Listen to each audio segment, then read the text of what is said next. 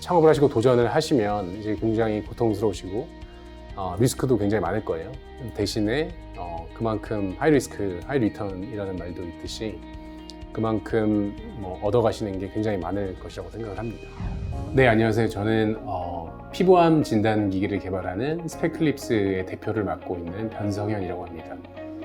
저는 한국기계연구원에서 이제 선임연구원으로 재직을 했었고요. 이제 연구원 창업을 했었습니다. 네.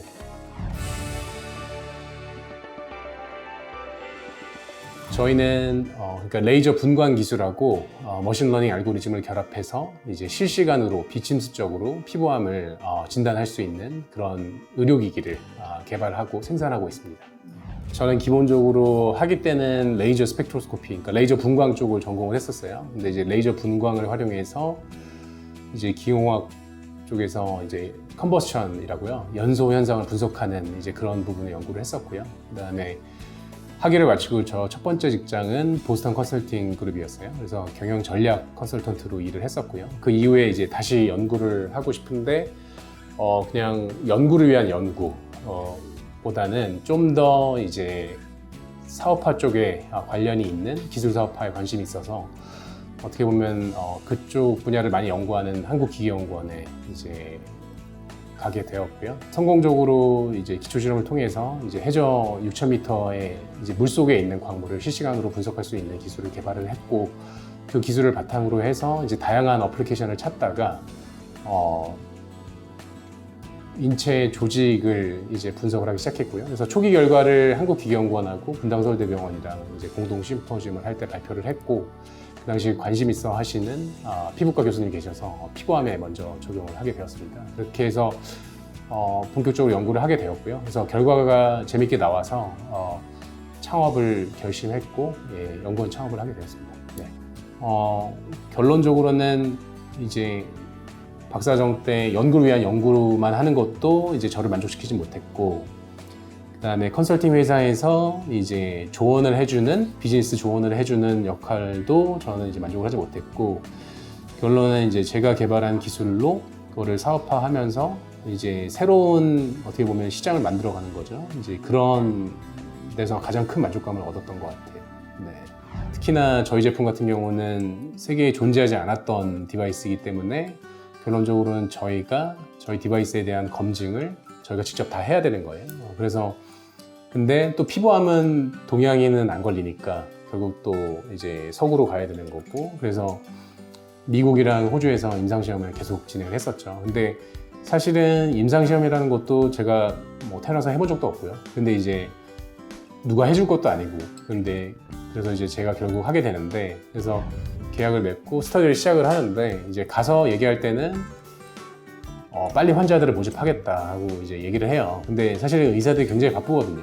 그래서 스터디를 여러 개 하는 경우도 있고, 그래서 근데 호주에서 미팅 끝나고 한국에 오게 되면은 또 환자 모집이 굉장히 느리게 되는 거예요. 그래서 정말 애를 태웠죠. 결국에는 이제 제가 호주에 가서 직접 간호사를 추가로 3명을 더 뽑았어요. 결국에는 무사히 그 스터디가 종료가 됐죠. 근데 사실은 그 과정 자체가 저는 이제 매일매일이 다 제가 처음 맞닥뜨리는 상황이어가지고 굉장히 힘들었죠. 처음에 유럽이랑 호주에서 세일즈가 본격적으로 이루어질 거기 때문에 거의 저도 한 달에 한 번씩은 계속 출장을 다니고, 이제 앞으로 해외 시장에서 이제 계속 매출이 발생될 예정입니다.